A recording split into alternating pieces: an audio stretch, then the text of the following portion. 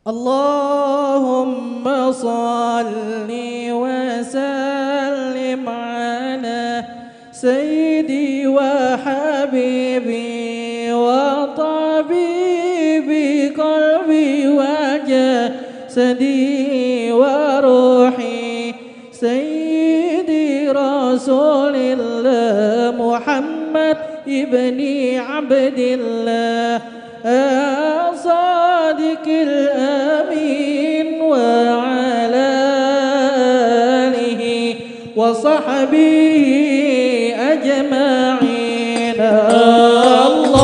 اللهم صل وسلم على سيدي وحبيبي وطبيبي قلبي وجسدي.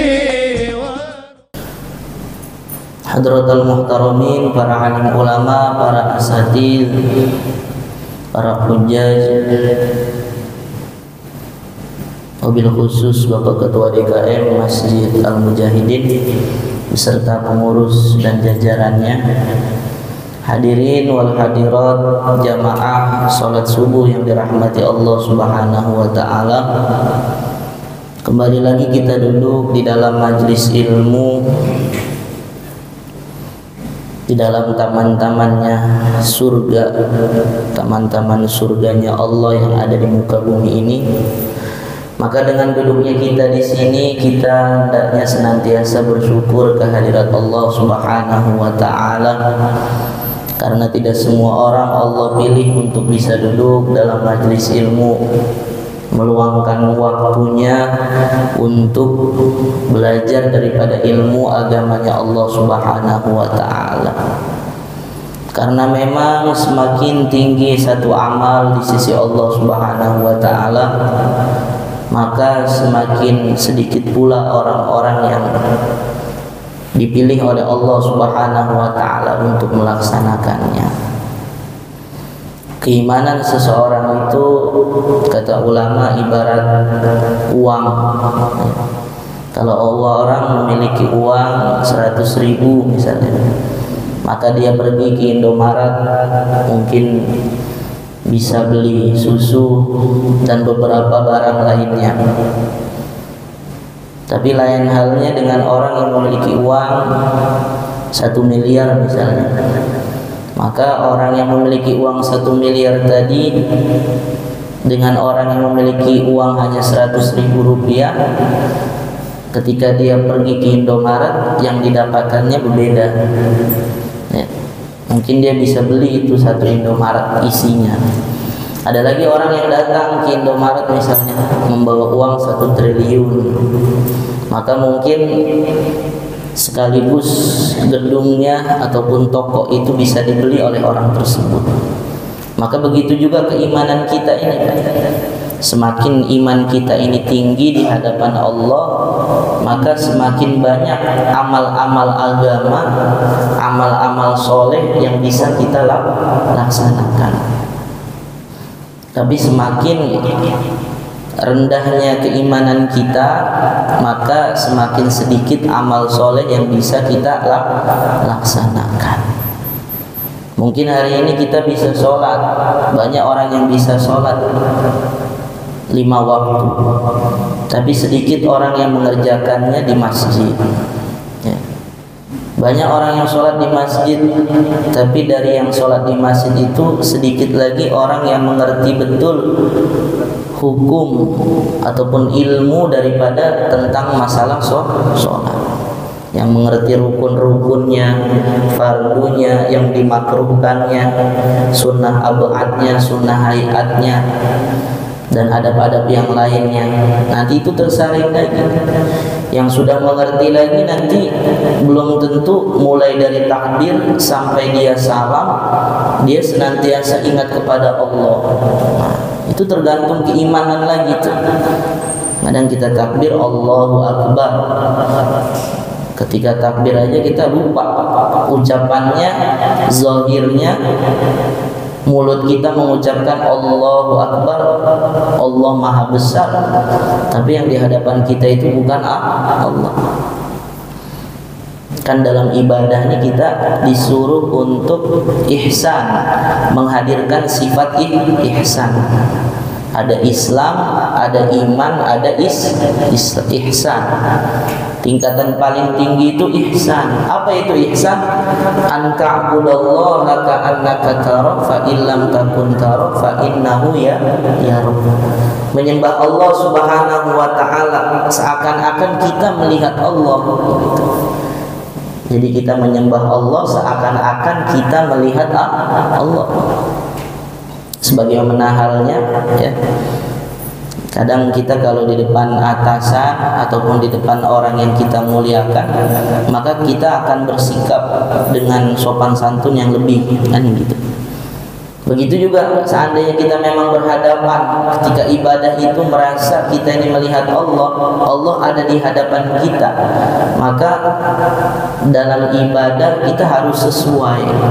Dalam sholat misalnya, berarti yang kita ingat siapa? Allah, karena Allah ada di hadapan kita. Itu tingkat yang paling tinggi. Kemudian di situ disebutkan fa illam takun tara fa innahu yarah. Kalau seandainya kita nggak bisa melihat Allah, ya, maka kita harus merasa kalau kita ini dilihat sama Allah. Tadi melihat Allah, kalau nggak bisa melihat Allah, merasa dilihat oleh Allah, ya. Merasa diawasi oleh Allah. Itulah sifat ihsan. Maka ketika seseorang ini beribadah sudah sampai tingkatan ihsan, maka mulai dari takbir sampai salam ini dia senantiasa ingat kepada siapa? Kepada Allah Subhanahu wa taala. Itu kan di dalam takbir, di dalam doa iftitah itu kan jelas ya. Inni wajjahtu wajhiya lilladzi fataras samawati wal arda hanifan muslima wa ma ana minal musyrikin. Inna salati wa nusuki wa mahyaya wa mamati lillahi rabbil alamin. Nah, kalau bapak-bapak ngaji ya yang pagi itu sama di rumah Quran Al-Mujahidin kan ada tuh bukunya Pak. Inna sholati wa nusuki wa mahyaya wa mamati lillahi rabbil alamin. Kita kan hari ini hanya baca saja ucapan, ya enggak? Ucapan saja. Tapi secara zahir jasmani kita ini belum kita berikan semuanya kepada Allah. Sholat kita ini masih karena yang lainnya kan gitu. Ada orang rajin ibadah, kok sebelum subuh sudah bangun? Iya, ditanya, emang kenapa? Ini saya lagi punya satu bisnis ini, saya lagi ada proyek, mudah-mudahan proyek saya tembus, ya kan? Bangunnya dia itu di waktu yang mustajab, ya, di sepertiga akhir di malam, itu sudah satu kebaikan. Tapi sangat disayangkan yang dicari sama dia itu adalah urusan dunia, ya, urusan dunia. Kita ini kan kalau doa Pak, ya, kalau doa ini kita susah, panjang-panjang itu susah. Kayaknya nggak ada kenikmatan dalam berdoa, dalam mengangkat tangan kepada Allah ini kita kurang kenikmatannya. Kenapa? Karena kita merasa hajat kita kepada Allah ini nggak terlalu banyak gitu.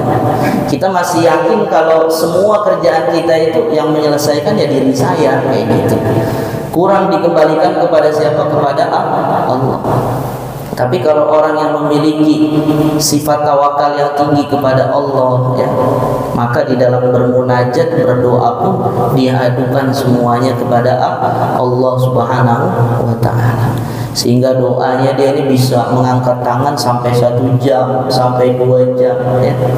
Kenapa?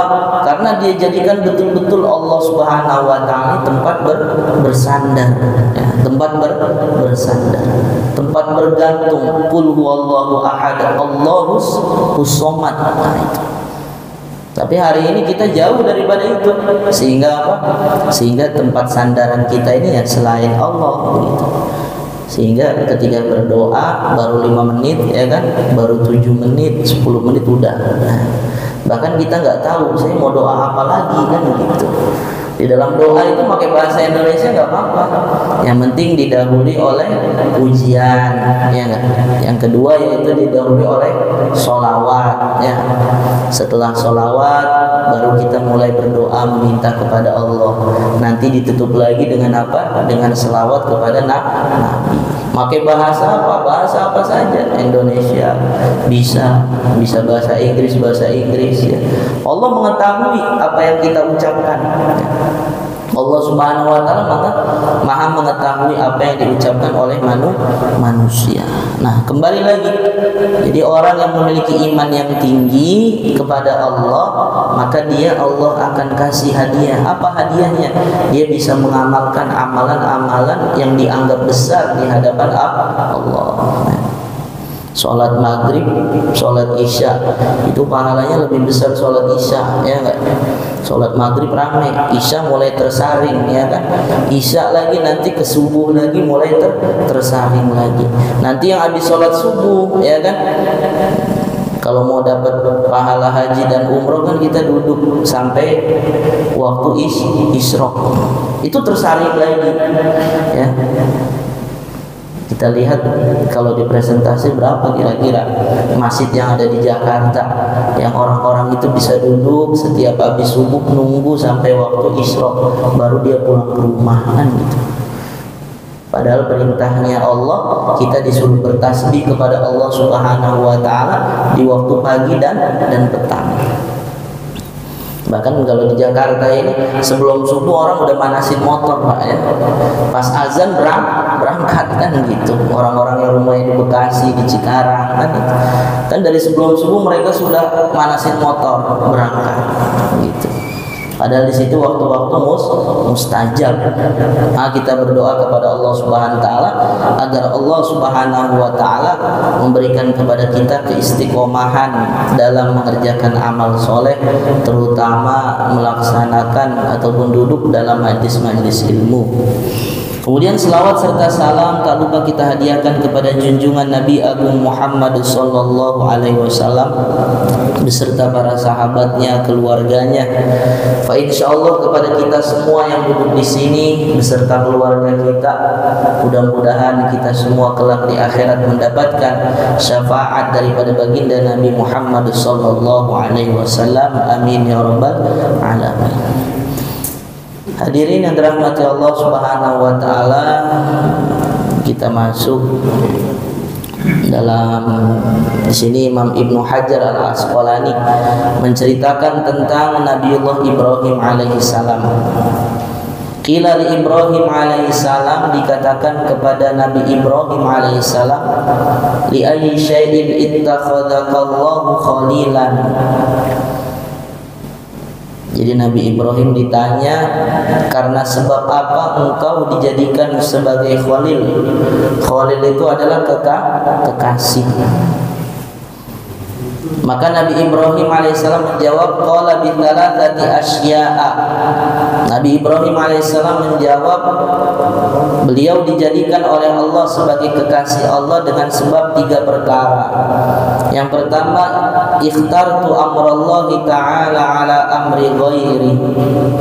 Saya lebih memilih perintah Allah Subhanahu wa taala ketimbang perintah selain Allah. Kemudian wa mahtamamtu bima takaffalallahu li. Saya tidak merasa bersedih dengan apa-apa yang sudah Allah tanggung untuk diriku, kata Nabi Ibrahim. Kemudian wa ma ta'asyaitu wa ma taghadaitu illa ma'ad dhaif. Tidaklah aku makan di sore hari dan tidaklah aku makan di siang hari kecuali bersama tamu. Jadi ada 3 hal yang menjadikan Nabiullah Ibrahim alaihissalam dijadikan oleh Allah Subhanahu wa taala sebagai khalil, sebagai kekasih Allah. Di dalam Al-Quran Allah Subhanahu wa ta'ala menjelaskan, wa rusulan qad qasasnahum alaik wa rusulan lam naqsushum alaik. Dalam ayat itu Allah menjelaskan sebagian nabi dan rasul itu kami ceritakan kisahnya di dalam Al-Quran, dan sebagian lagi tidak kami kisahkan di dalam Al-Quran. Jadi jumlah nabi dan rasul di muka bumi ini kurang lebih ada dua riwayat ya. Yang pertama mengatakan jumlah nabi dan rasul itu ada 124.000 nabi. Di dalamnya ada 315 rasul, itu satu riwayat. Kemudian riwayat lainnya menyebutkan ada 120.000 nabi dan 313 rasul ya. Jadi nabi itu bukan hanya ada 25 ya Pak ya. Ada 124.000 nabi. Biasa yang sering disebut 124.000 nabi dan 313 rasul. Itu yang pernah hadir di muka bumi ini. Membawa apa? Membawa misi. Misinya apa? Misi dakwah, mengajak orang kepada Allah. Jadi umat terdahulu itu misinya sama, ya enggak? Misinya sama. Qala ya qaumi ibudullah, semuanya mengajak wahai kaumku sembahlah Allah Subhanahu wa ta'ala. Jadi misinya sama. Kalau sekarang ini kan banyak orang berdakwah ya, banyak ustadz berdakwah tapi misinya beda-beda nih ya. Misinya beda-beda. Misinya biar nanti ikut ini saya, ikut itu saya, kan gitu ya. Diajaknya beda, bukan dikenalkan kepada Allah ya. Maka dikenalkan kepada golongannya. Nanti dari golongannya, oh ini punya misinya seperti ini. Harusnya golongan kita itu misinya, tujuannya adalah Allah, sebagaimana tujuan daripada misinya para nabi alaihimussalatu wassalam ya. Karena memang hidup kita di dunia ini hanya tujuannya yaitu untuk Allah Subhanahu wa ta'ala ya. Bukan untuk yang lainnya. Jabatan yang kita miliki itu tujuannya untuk membela daripada agama Allah ya. Kita punya harta untuk apa? Untuk membela daripada agama Allah. Nabi-nabi Allah utus ke muka bumi ini satu maksudnya, yaitu mengajak manusia agar kenal kepada siapa? Kepada Allah Subhanahu wa ta'ala. Kalau sekarang kan beda, ustadz itu dakwah ya, supaya orang yang mendengarnya ini kenal dengan diri saya gitu. Nah, supaya nanti dia ini tercengkram, udah kecengkram ya kan. Nanti kalau dimintain proposal gampang kan gitu. Udah beda tuh ya. Diajaknya bukan mengenal Allah, sehingga apa? Nanti kalau ada jamaahnya ngaji sama ustadz lain, Pak jangan ngaji sama ustadz itu begini. Nah itu ya kan. Tujuannya sudah beda kan gitu. Harusnya belajar agama itu kepada siapapun, yang penting tidak menyimpang. Maka orang itu kalau punya gurunya banyak, dia tidak akan terlalu mengagung-agungkan satu gurunya, karena gurunya banyak di mana-mana, ya, kan gitu. Tapi kalau punya guru cuma satu aja, udah didewa-dewain aja gitu. Padahal namanya manusia itu tidak luput daripada kesalahan. Maka 124.000 nabi, 313 rasul pernah Allah Subhanahu wa ta'ala turunkan ke muka bumi ini. Untuk misi apa? Misi dakwah, mengajak orang kepada Allah Subhanahu wa ta'ala. Di antara sekian banyak nabi dan rasul, maka ulama kita sepakat ada 25 nabi yang kiranya itu wajib kita ketahui ya. Jadi ada 25 nabi yang wajib kita ketahui Pak. Mungkin bapak-bapak dulu masih kecil hafal ya. Sekarang masih hafal Pak? Hah? Masih hafal ya? Insya Allah harus hafal nama-nama nabi. Ada berapa? 25 nabi. Dan 25 nabi ini namanya tercatat di dalam Al-Quran ya. Jadi 20 nabi itu yang sering kita dulu kecil nyanyiin kan, Adam, Idris, Nuh, ya, Hud, Soleh, dan selanjutnya itu semuanya namanya itu tertulis di dalam Al-Quran. Kalau bapak nggak percaya cek ya, lihat di dalam Al-Quran. Di sini saya menulis ada beberapa jumlah ya nama nabi ya. Yang pertama nama Nabi Adam, kan yang pertama Nabi Adam. Itu di dalam Al-Qur'an tertulis ataupun terulang namanya kurang lebih 25 kali ya. Kemudian Adam, Idris, Nabi Idris itu 2 kali namanya terulang di dalam Al-Quran.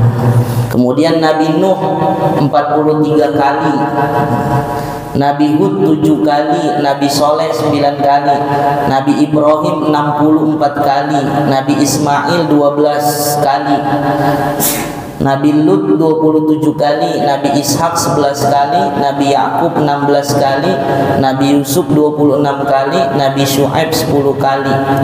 Kemudian Nabi Musa alaihi salam terulang namanya dalam Al-Qur'an 131 kali. Yang paling banyak di antara para nabi itu yang pertama Nabi Musa. Namanya diulang-ulang di dalam Al-Qur'an 131 kali. Kenapa? Karena Nabi Musa ini berhadapan dengan Bani Israel, umat yang ngeyelan ya, yang punya sifat ngeyel ya. Padahal Allah telah memuliakannya. Dalam Al-Qur'an disebutkan inni faddaltukum 'alal alamin. Sungguhnya kami telah mengutamakan kalian atas yang lainnya. Bani Israel itu diutamakan. Makannya dari manna wasalwa ya kan. Kalau lahir langsung punya baju, nggak usah beli lagi. Kita kalau mau lahiran berangkat ke pasar koja ya kan, ataupun cari di online. Ini anaknya kira-kira laki apa cewek kan gitu ya. Dicari persiapan. Kalau mereka lahir sudah mengenakan pakaian. Itu Nabi Musa. Kemudian Nabi Harun 20 kali, Nabi Daud 16 kali, Nabi Sulaiman 17 kali, Nabi Ayub dan Nabi Yunus 4 kali, Nabi Zakaria 6 kali, Nabi Yahya 5 kali, Nabi Ilyas 3 kali. Itu sebenarnya ada perinciannya lagi nanti. Ada ayatnya di ayat mana aja ada itu. Cuman tidak kita uraikan di sini. Kemudian Nabi Ilyasa 1 kali, Nabi Zulkifli 2 kali, Nabi Isa 25 kali, Nabi Muhammad 4 kali. Jadi Nabi Muhammad itu disebut di dalam Al-Qur'an hanya berapa kali? 4 kali. Yang terbanyak yaitu Nabi Musa alaihi salam dan yang kedua Nabi Ibrahim alaihi salam. Ya. Kemudian selanjutnya Nabi Nuh alaihi salam. Itu diantara 25 nabi yang paling banyak disebut oleh Allah Subhanahu wa taala di dalam Al-Qur'an. Nah, 25 nabi ini harus kita imani, kita yakini. Sebagaimana ada malaikat itu banyak Pak ya. Malaikat itu banyak. Dalam Isra Mi'raj itu diceritakan Nabi bertemu melihat satu kelompok ya, seperti bui-bui, ternyata itu malaikat ya, sedang ibadah. Ada yang sujud saja ya kan, ada yang ruku saja. Jadi sholat kita ini perkumpulan daripada ibadahnya malaikat. Dan sholat juga sebelumnya ini sudah ada Pak, bukan hanya di zaman Nabi. Perintah sholat ataupun ibadah sholat itu sebelum Nabi kita sudah ada. Makanya kalau Bapak lihat di dalam Al-Qur'an ada ayat wa kana ya'muru ahlahu bis-sholati waz-zakah. Nabi Ismail memerintahkan keluarganya untuk melaksanakan sholat dan zakat. Maka di dalam kitab namanya Fiqh Sirah ya, karangan Syekh Ramadan Al-Buti itu di situ dijelaskan wa kana alaihimus sholatu wassalam. Dahulu para anbiya alaihimus sholatu wassalam itu juga melaksanakan sholat, tapi sholatnya cuma 2 waktu ya. Di pagi hari 2 rakaat, kemudian di petang hari 2 rakaat. Sholatnya hanya 2 waktu. Ayatnya tadi yang saya sebutkan wa kana ya'muru ahlahu bis-sholati waz-zakah, itu Nabi Ismail memerintahkan keluarganya untuk melaksanakan sholat dan juga membayar zakat. Tapi sholatnya nggak sama kayak sholat kita ya nggak? Sholatnya tidak sama seperti sholat kita. Waktunya hanya 2 waktu. Nah, nanti ada lagi nabi lain yang sholatnya beberapa waktu kan gitu. Nah, Nabi Muhammad sholatnya berapa? 5 waktu. Yang 5 waktu saja kita ini keteter ya Pak ya, keteteran kan gitu. Kalau nggak diluang-luangin waktu itu untuk sholat ya, maka nggak dapat sholat kita tuh. Ya. Maka yang 25 nabi ini harus kita imani dengan betul ya. Di antara 25 nabi ada namanya ulul azmi. Ada namanya ulul azmi. Ulul azmi itu nabi yang memiliki pangkat khusus di hadapan Allah. Ulul artinya itu sesuatu yang menempel kepada seseorang, artinya sifat.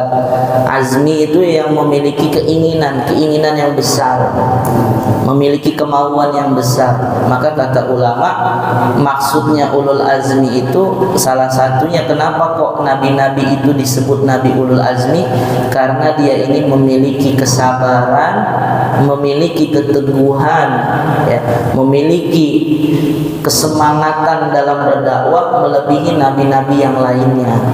Kesabarannya lebih dari nabi yang lainnya.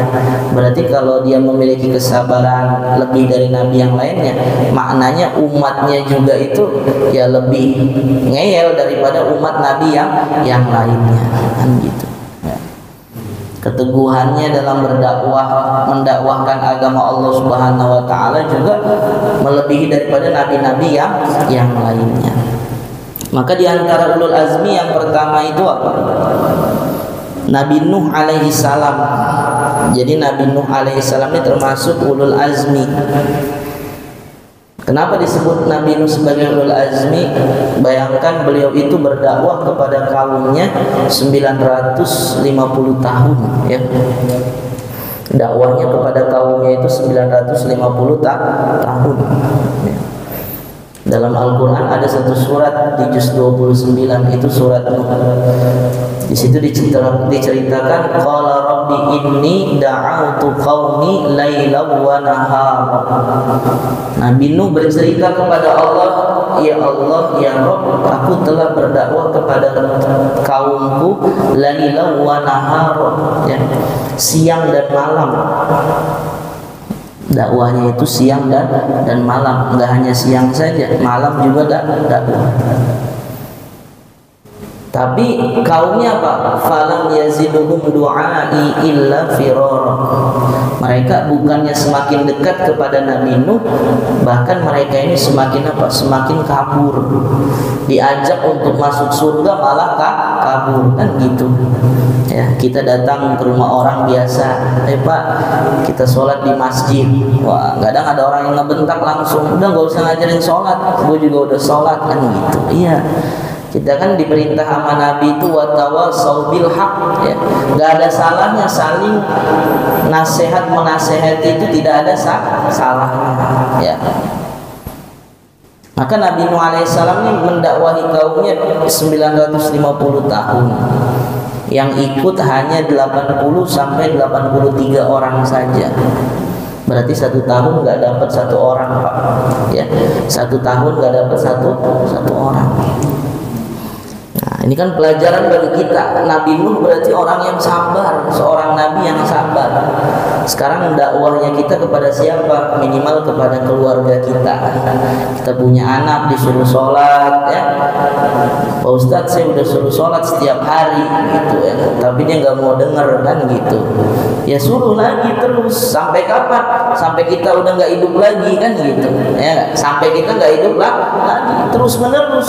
Jangan merasa kita ini sudah berputus asa. Saya udah nyampein ke Ustaz, udahlah nggak usah, kan sudah gugur kewajiban saya sebagai orang tua, kan gitu. Ataupun kita sesama tetangga ya Pak ya, sesama tetangga, sesama di kampung ini, misalnya kita punya kawan ya, apalagi kawan kita kawan dekat, jangan sampai kita rajin datang ke masjid, dia tidak ke masjid ya nggak. Sholat di rumah gugur nggak? Kewajibannya gugur ya, tapi sholat di masjid itu pahalanya lebih Dalam hadis 25 sampai 27, bahkan mulai daripada 21 derajat sampai 30 derajat. Itu lebihnya ya. 1 derajat, antara 1 derajat dengan derajat lainnya itu jauhnya sepanjang 500 tahun perjalanan. Jauh Pak ya. Kita ngebayanginnya lah satu tingkatnya tingkat orang Jakarta lagi kan. Kalau bikin tingkat itu waduh mepel-mepel ya, kontrakan itu kan kecil ya. Satu tingkat ke tingkat lainnya itu ya enggak apa namanya, enggak jauh satu tangga ke tangga lainnya itu ya. Tapi kata Nabi dalam sebuah keterangannya disebutkan antara satu tingkat dengan tingkat lainnya itu kurang lebih 500 tahun perjalanan. Jauh ya, jauh. Dan kita tahu sekecil-kecilnya iman itu Allah akan balas dengan apa? Dengan surga yang luasnya 10 kali lipat dunia.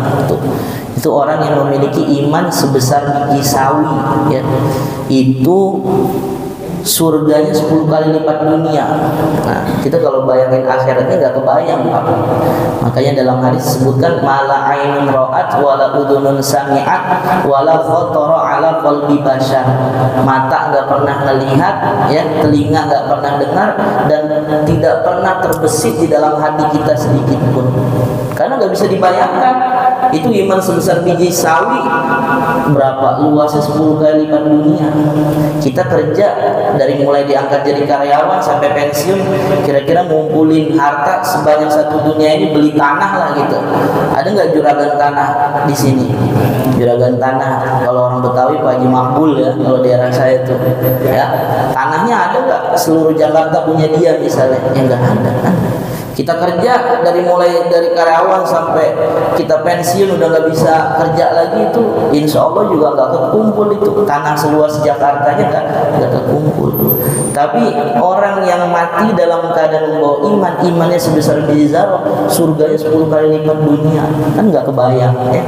Di akhirat itu nggak kebayang, siksanya nggak kebayang, nikmatnya juga nggak kebayang apanya, besarnya itu nikmat nggak bisa kebayang. Maka Nabi Nuh alaihissalam beliau berdakwah kepada kaumnya. Bahkan bukan hanya itu. Wa inni kullama da'autuhum ja'alu asabi'ahum ya. Ketika didakwahi kaumnya, diajak kepada Allah, dia letakkan telinga, dia letakkan tangannya, jari-jarinya di telinganya, ditutupin ya, kupingnya nggak mau ngedenger kan gitu. Nah, jadi kita harus kalau menjadi seorang muslim, kita semua nih Pak muslim punya kewajiban untuk berdakwah. Apa dakwahnya? Mengajak orang kepada Allah, mengajak orang pada sholat, mengajak orang duduk dalam majelis ilmu ya, ngajak keluarga untuk apa? Untuk belajar agama, untuk mengamalkan amal-amal soleh. Minimal rukun Islam yang 5 itu kita jalankan. Itu kewajiban kita dakwah. Apa dakwahnya? Rukun Islam yang 5 itu dakwahnya. Kemudian rukun iman yang 6, udah itu dakwahnya itu ya enggak. Maka kalau mereka nggak dengar, biasa kadang kita ngomong sama anak langsung melengos, dan anak zaman sekarang gitu, bapaknya belum selesai ngomong udah sih Pak, banyakan ini nih itu kan, udah langsung digituin nama anaknya, kabur ya kan, kayak gitu. Anak zaman sekarang begitu kan, bapaknya belum ngomong udah lari duluan kan gitu. Nah, tapi kita jangan putus asa sebagai orang tua. Kenapa? Karena kita lihat nabi-nabi dulu itu mengajak kepada kebaikan, mereka tetap bersabar. Nabi Nuh sampai tingkatnya beliau sudah habis kesabaran ya enggak? Jadi setiap nabi itu punya doa pamungkas ya kan? Maka Nabi Nuh udah enggak sabar lagi ya. Beliau keluarkan doa pamungkasnya, wa qala nuhur rabbi inni nadartu qaumi ya. Wa qala nuhur, Nabi Nuh berkata ya, doanya apa? La tadar 'alal kafirin, jangan disisakan di dunia ini orang-orang yang kafir, satu orang pun jangan. Maka datanglah yang namanya banjir bandang, tsunami ya, tsunami besar itu terjadi di zaman Nabi Nuh ya. Perintahnya sama Allah disuruh bikin kapal, disuruh bikin perahu. Perahunya dibikinnya di atas gunung, kan nggak masuk akal. Bikin perahu kok di atas gunung, ya kan? Tapi ternyata di situ ada hikmah ilahi apa? Akan terjadi daripada banjir bandang yang sangat besar menenggelamkan seluruh muka bumi ini. Ya. Itu zaman daripada Nabi Nuh. Makanya kalau kita lihat nasabnya para nabi itu, nasabnya para nabi kan ada namanya Nabi Ibrahim. Nabi Ibrahim itu dikenal sebagai Abul Anbiya, bapaknya para nabi, ya. Nabi Ibrahim punya anak itu dua, Ismail dan Ishak, ya enggak? Ishak dari istri pertama, Ismail dari istri kedua. Ishak adiknya daripada Nabi Ismail, ya. Nah, dari Nabi Ishak ini banyak lahir nabi-nabi Bani Israel. Banyak lahir daripada nabi-nabi Israel, Bani Israel, ya enggak? Maka dijelaskan dalam Al-Quran ketika Allah akan memberikan kabar gembira kepada Nabi Ibrahim akan lahirnya Nabi Ishak, maka disebutkan inna nubashiruka bi ghulamin alim, ya, fabasyarnaha bi Ishaq wa min wara'i Ishaq wa Yaqub. Sudah dijelaskan sama Allah nanti akan lahir Nabi Ishak. Nabi Ishak nanti akan punya anak nabi namanya Nabi Yaqub. Terus ke bawah dari kalangan Nabi Ishak banyak yang menjadi nabi, ya enggak? Makanya Nabi Ibrahim dikatakan Abul Anbiya. Dari Nabi Ismail enggak terlalu banyak yang jadi nabi, ya enggak? Dari Ishak mentoknya ke Nabi Isa. Tapi dari Nabi Ismail ternyata yang ditunggu-tunggu siapa? Nabi Muhammad sallallahu alaihi wasallam. Jadi Nabi Muhammad itu jalurnya ke Nabi Ibrahim melalui Nabi Ismail. Makanya orang-orang Yahudi itu kesel sama orang Islam, ya enggak? Kenapa? Nabi dari sebelumnya banyak dari kalangan Bani Israel, ya. Kenapa kok Nabi yang paling ditunggu malah lewatnya bukan dari nasab mereka, bukan dari jalur nasab mereka. Dan nanti ke atas ke Nabi Ishak, dari Nabi Ibrahim ke atas itu semuanya nyambung ke Nabi Adam melalui jalur daripada Nabi Nuh alaihi salam. Jadi semuanya Nabi itu secara nasab nanti nyambungnya ke Nabi Nuh, nanti baru tembus ke Nabi Adam. Nah, seperti itu. Maka yang pertama Nabi Nuh alaihi salam, yang kedua Nabi Ibrahim. Nabi Ibrahim alaihi salam, beliau juga termasuk daripada ulul azmi. Kenapa disebut ulul azmi? Nah, salah satunya beliau juga memiliki pangkat selain ulul azmi itu Khalilullah, kekasih Allah yang kita bahas saat ini.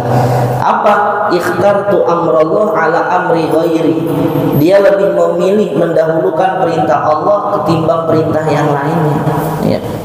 Nabi Ibrahim pernah kami ceritakan itu lama memiliki keturunan, ya kan?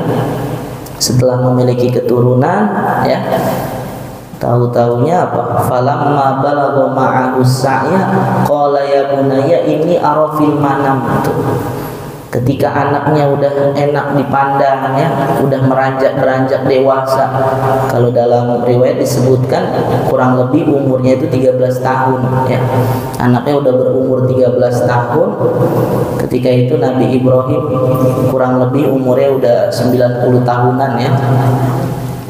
Nah, apa Allah memimpikan Nabi Ibrahim alaihissalam? Apa isi mimpinya? Disuruh menyembelih putra kesayangannya, ya.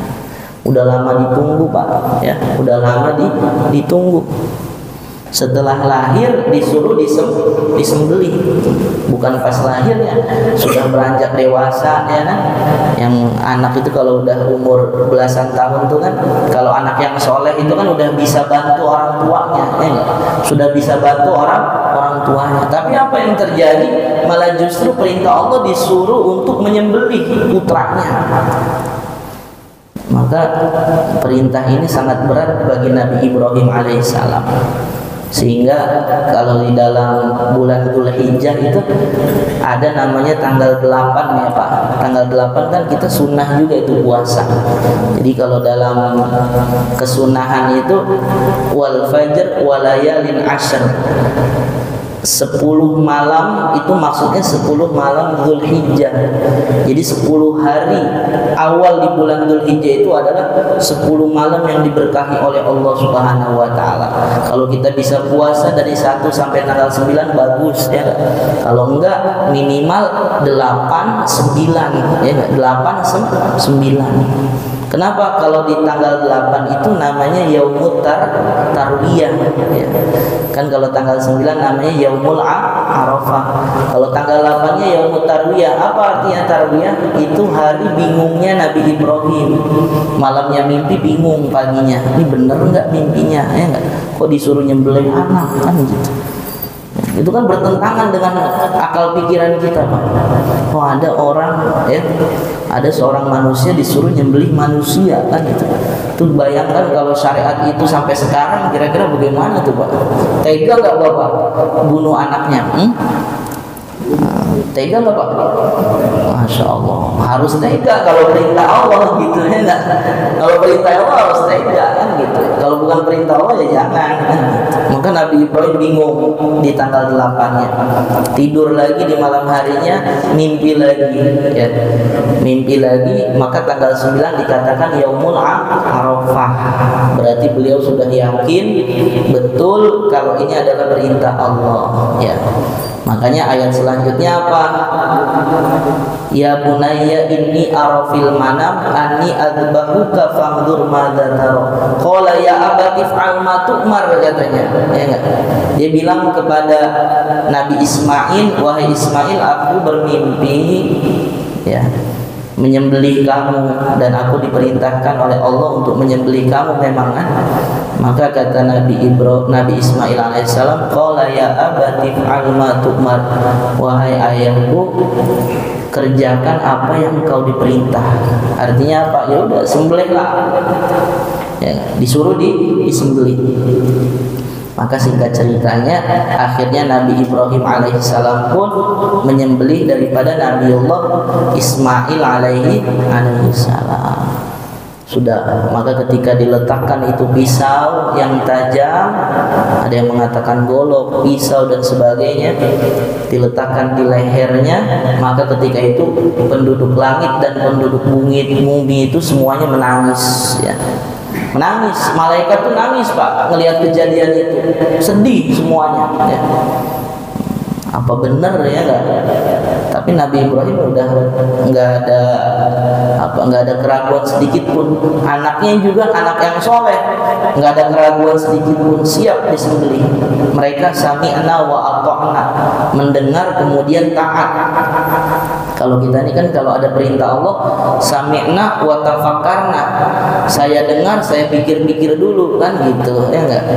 Ataupun sami'na wa asaina, saya dengar tapi saya ingkari. Nah itu. Kalau dulu Nabi Ibrahim sama Nabi Ismail, saya dengar dan saya taat itu. Nah, ketika itu Allah Subhanahu wa taala ketika Nabi Ibrahim mulai menyembelih daripada Nabi Ismail, maka langsung Allah ganti Nabi Ismail dengan seekor domba yang didatangkan dari surga. Jadi nggak jadi disembelih Pak, yang disembelih siapa? Seekor domba yang didatangkan dari surga.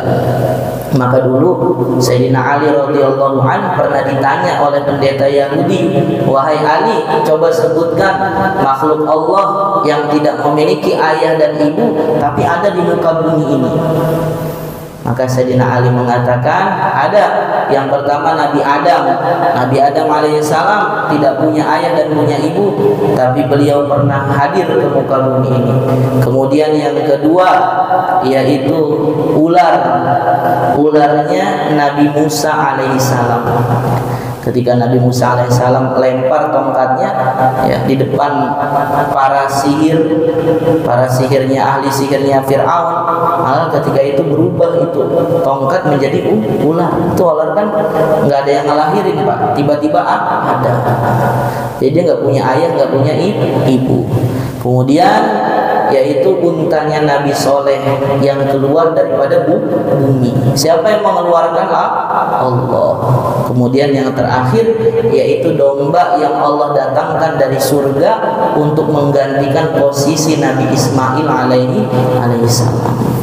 Maka Nabi Ibrahim alaihissalam Allah pilih menjadi kekasihnya, salah satunya dengan sebab apa? Beliau lebih memilih perintah Allah Subhanahu wa taala ketimbang perintah selain Allah. Kemudian yang kedua, kalau yang selanjutnya ulul azmi itu yang ketiga Nabi Musa alaihissalam. Nabi Musa alaihissalam beliau juga dakwah kepada siapa? Kepada Fir'aun, ya. Tadi Nabi Ibrahim alaihissalam beliau pun dakwah kepada raja besar ketika itu, siapa? Namrud, ya. Raja Namrud. Kalau Fir'aun itu raja cuma di Mesir, Pak. Tapi kalau Namrud itu raja seluruh dunia ketika itu. Itu Nabi Ibrahim berdakwah kepadanya. Kesel itu Namrud, Nabi Ibrahim akhirnya dibakar. Jadi orang-orang kalau menghinakan Allah Subhanahu wa taala, maka nanti biasanya matinya dalam keadaan hina, ya. Itu Namrud itu kan raja yang sombong, ya. Dia matinya apa? Matinya dihinakan oleh Allah dengan sebab masuk seekor nyamuk yang nggak punya sayap, sayapnya cuma satu, Pak, ya. Masuk ke dalam hidungnya, kemudian masuk ke otak, sehingga apa?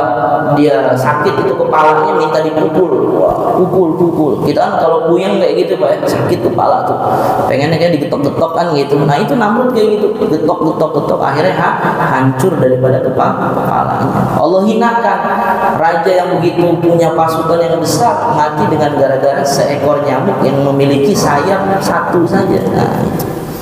Maka Nabi Ibrahim alaihissalam juga dulu pernah dibakar sama Namrud. Kalau di dalam tafsir Sawi itu disebutkan kurang lebih untuk mengumpulkan kayu bakar itu 1000 pasukan dikerahkan oleh Raja Namrud itu untuk apa? Mengumpulkan kayu bakar yang akan digunakan untuk membakar Nabi Ibrahim. 1000 pasukan dikerahkan untuk mencari kayu bakar itu, ya, disusun. Setelah disusun dibakar, maka kata ulama kalau ada burung yang lewat di atas kobaran apinya itu kan burung dia terbangnya nggak mungkin deket-deket kan, pasti agak tinggi, itu jatuh langsung mateng, siap untuk dimakan, disantap, saking panasnya. Bahkan mereka ingin membakar Nabi Ibrahim juga nggak berani ngelemparin dari dekat karena saking panasnya. Makanya menggunakan manjanik. Kalau kita mah ketapel kayak gitu ya. Kan Nabi Ibrahim alaihissalam pun ketika itu beliau tetap yakin kalau beliau ini berada di atas perintah Allah. Maka di dalam kobaran api, ya, ditawarkan pertolongan dari malaikat yang memiliki kekuasaan untuk menurunkan hujan, dia tolak, ya. Malaikat yang memiliki kekuasaan untuk menghembuskan langit, dia tolak. Sampai malaikat Jibril datang, ya, Sayyidul Malaikah, ya, pentolannya malaikat datang nawarin bantuan. Ditanya sama malaikat Ibrahim, sama Nabi Ibrahim, kamu disuruh siapa? Ya suruh saya sendiri gitu, bukan disuruh Allah datangnya ini. Maka ditolak. Maka apa kata Nabi Ibrahim alaihissalam? Hasbunallah wa ni'mal wakil, ni'mal maula wa ni'man nasir. Cukup Allah saja sebagai wakil kita, ya. Sebagai apa? Bemper kita itu cukup Allah. Jadi orang itu kalau udah punya hatinya ada Allah itu kemana-mana sendirian juga berani. Kenapa? Karena yang jaga Allah. Maka akhirnya Allah perintahkan kulna ya narukuni barda wa salaman ala Ibrahim. Itu api diperintahkan oleh Allah untuk dingin, menjadi dingin dan menyelamatkan untuk Nabi Ibrahim alaihissalam. Maka Nabi Ibrahim alaihissalam itu Allah Subhanahu wa taala angkat sebagai Khalilullah, kekasihnya Allah Subhanahu wa taala. Kemudian yang selanjutnya Nabi Ibrahim alaihissalam diangkat sebagai kekasih Allah karena beliau tidak pernah merasa gelisah atas perkara ataupun satu hal yang sudah menjadi tanggungan Allah. Di sini Imam Nawawi menjelaskan perkataannya Imam Ibnu Hajar, di situ dijelaskan ay minar rizki. Maksudnya masalah rizki itu Nabi Ibrahim gak pernah merasa gelisah, merasa sedih, enggak. Kenapa? Karena rizki ini sudah menjadi tanggungan Allah. Ya. Di situ diceritakan satu ketika Nabi Sulaiman alaihi salam, beliau sedang duduk di pinggir sungai. Ketika duduk di pinggir sungai, datanglah seekor semut.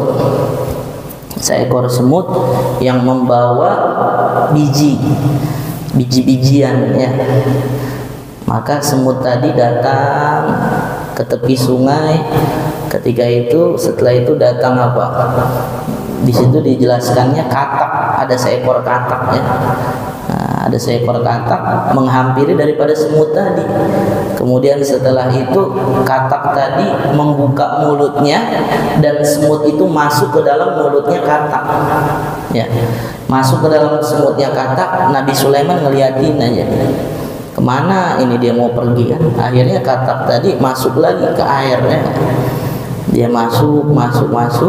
Setelah masuk berapa waktu kemudian kembali lagi. Setelah kembali lagi dibuka lagi mulutnya, akhirnya semut tadi keluar lagi, ya. Maka Nabi Sulaiman alaihissalam kepo dia, ya, nanya sama semut, "Wahai semut, sebenarnya apa yang terjadi? Kok kamu tiba-tiba datang, kemudian si katak datang, setelah katak datang kamu masuk ke mulutnya, pergi bersama dia, kemudian balik lagi, keluar lagi dari mulutnya. Sebenarnya apa yang terjadi?" Maka semut tadi mengatakan, "Aku diperintah oleh Allah Subhanahu wa taala untuk menyampaikan rizki." Rizkinya apa? Rizki seekor ulat, ya, seekor ulat yang ada di dalam air. Di dalam air situ ada batu. Nah, ulat itu berada di dalam batu itu, ya. Kalau kita mah ya seekor ulat itu. Jadi disuruh oleh Allah untuk menyampaikan rizkinya, ya. Karena ayatnya apa jelas, Pak? Wa ma min dabbatin fil ardi illa 'ala Allahi rizquha. Itu ulat itu kan dia nggak bisa keluar, ya. Ulat itu nggak bisa keluar dari batu itu. Maka saya diperintah Allah untuk menyampaikan rizkinya. Rizkinya kemana? Ke dalam batu itu. Maka Nabi Sulaiman mengatakan, "Apa tasbihnya ulat tersebut?" Maka dia mengatakan, "Subhana man yaroni," katanya.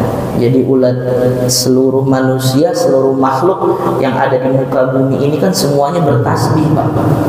Maka ayatnya, "Walakin la tafqahuna tasbihahum," tapi kalian enggak memahami tasbih mereka. Itu pepohonan, ya, semua binatang-binatang itu pada hakikatnya bertasbih mensucikan Allah, tapi kita nggak paham tasbih mereka, kan gitu. Maka ini juga ulat yang tadi disampaikan oleh Allah rizkinya melalui seekor semut, ternyata dia di dalamnya bertasbih. Apa tasbihnya? Subhana man yarani, maha suci Allah zat yang senantiasa melihatku, wa yasma'u kalami, dan senantiasa mendengar apa yang aku ucapkan, ya. Wa ya'rifu makani, dan mengetahui di mana aku berada.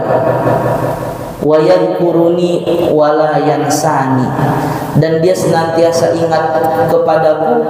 Wa yarzuquni, dan senantiasa memberi rizki kepadaku. Wa la yansani, dan tidak pernah melupakan aku. Nah, gitu. Itu seekor ulat, ya, tasbihnya seperti itu. Kita harusnya manusia sebagai seorang muslim untuk masalah rezeki ini jangan sampai kita terlalu merisaukan, karena pasti namanya rezeki itu akan mendatangi kita sebagaimana kematian mendatangi kita. Cuman yang jadi masalah, rezeki itu ada dua, Pak. Ada rezeki yang harus dicari, ada rezeki yang mencari kita. Nah, gitu, ya. Ada rezeki yang harus dicari, dicari, artinya kita harus berikhtiar. Rezekinya telah tercatat, tapi kita harus belajar berikhtiar, bekerja. Ada rezeki yang tidak harus dicari, ya. Ada rezeki yang tidak harus dicari. Contohnya apa? Kalau kita berhalangan untuk mencari rezeki itu, misalnya kita sakit kan gitu, maka rezeki akan tetap datang kepada kita, tapi melalui jalan-jalan yang lain. Tapi ketika kita sehat, ya enggak, jangan kita malas, sudah saya mau ibadah aja lah, sholat, kan rezeki udah ditanggung sama Allah. Oh jangan, salah ini. Perintah Allah juga kita untuk ikhtiar, ya enggak? Untuk ikhtiar, bekerja kan gitu. Tapi hati kita sandarkan kepada siapa? Kepada Allah gitu, ya. Karena Imam Ibnu Athaillah mengatakan di dalam hikam, ya. Jadi orang itu memiliki dua makom. Ada makomnya itu makom tajrid, ya enggak? Kalau makom tajrid itu apa? Makom tajrid itu dia sudah tidak harus ngopeni urusan dunia, rezeki datang kepada dia, ya. Gak usah buka toko, Pak, nanti uang datang sama dia, gitu kan? Itu namanya makom tajrid. Siapa itu? Waliullah, kekasih Allah. Sekarang kiai-kiai aja belum sampai makom itu, rata-rata kiai-kiai wah punya bisnisnya di mana-mana. Berarti dia masih makomnya makom asbab kan gitu. Ini tingkatan tinggi nih, makom tajrid. Orang yang langsung rezekinya datang daripada Allah tanpa harus mengurusi dunia. Tapi kalau makom asbab itu seperti kita biasa, ya. Kerja, ya kan, nanti dapat uang. Dan harus kita pahami, namanya rezeki ini bukan hanya berupa uang saja, tapi kesehatan kita, ya, kenikmatan yang lainnya itu adalah termasuk rezeki daripada Allah Subhanahu wa taala, ya. Maka dalam masalah rezeki Nabi Ibrahim mengajarkan kepada kita jangan terlalu merisaukan, pasti sudah akan diberikan oleh Allah Subhanahu wa taala. Kemudian yang terakhir, beliau tidak makan kecuali bersama tamu. Nah, ini juga nih, ya. Beliau kalau di situ disebutkan sampai mencari orang 1 kilometer sampai 2 kilo nyari orang untuk makan bareng gitu. Jadi Bapak kalau rumahnya ini jarang didatangi tamu, harus banyak istighfar, ya. Nabi Ibrahim sedih karena tamu ini membawa rahmat, Pak. Tamu ini membawa rahmat. Makanan yang dimakan sama tamu itu menjadi sebab ampunan bagi kita sebagai sahibul bait, sebagai pemilik rumah. Nabi Ibrahim kalau di rumahnya nggak kedatangan tamu dia sedih, mau makan. Di sini dijelaskan wa mata'asyaitu wa mataghodaitu, ya, tidaklah beliau makan di sore hari dan di siang hari kecuali bersama tamu. Berarti makannya sehari cuma dua kali. Kalau kita sarapan, ya, nanti makan siang, nanti ada lagi makan malam, belum cemilannya. Tapi apa yang kita garis bawahi, dia tidak makan kecuali bersama tamu. Artinya apa? Dia punya nikmat diberi sama Allah, maka nikmat yang diberi sama Allah ini dia bagikan juga kepada yang lain. Kalau kita kan enggak, Pak. Kalau lagi punya dikasih sama Allah kelebihan, diem aja, ya enggak. Giliran susah, keluar kemana-mana kan gitu. Orang sekarang gitu, senengnya diam-diam, ya. Giliran susahnya ngadu. Sampai kalau kita dengar ceramah kiai kan, ini orang katanya dulu lagi suksesnya nggak datang ke saya, giliran susahnya Pak Kiai saya baru ketipu, ya kan, minta amalannya apa. Nah, berarti lagi lu seneng nggak datang sama gua, giliran susah datang kan gitu orang sekarang. Kalau Nabi Ibrahim nggak begitu, ya, punya apa diberikan kepada yang lain. Ini pelajaran juga bagi kita untuk kita ini memperhatikan apa, tetangga kita, apalagi ahli keluarga kita. Kalau di situ masih ada yang kekurangan, harus kita bantu. Sehingga apa? Sehingga kita berharap Allah menjadikan kita sebagai kekasihnya Allah Subhanahu wa taala, sebagaimana Nabi Ibrahim alaihissalam Allah angkat menjadi kekasihnya dengan sebab 3 perkara itu. Al-Fatihah. A'udzubillahi minasyaitonirrajim. Bismillahirrahmanirrahim. Alhamdulillahirabbil alamin arrahmanir rahim maliki yaumiddin iyyaka na'budu wa iyyaka nasta'in ihdinas siratal mustaqim siratal ladzina an'amta 'alaihim ghairil maghdubi 'alaihim waladdallin amin.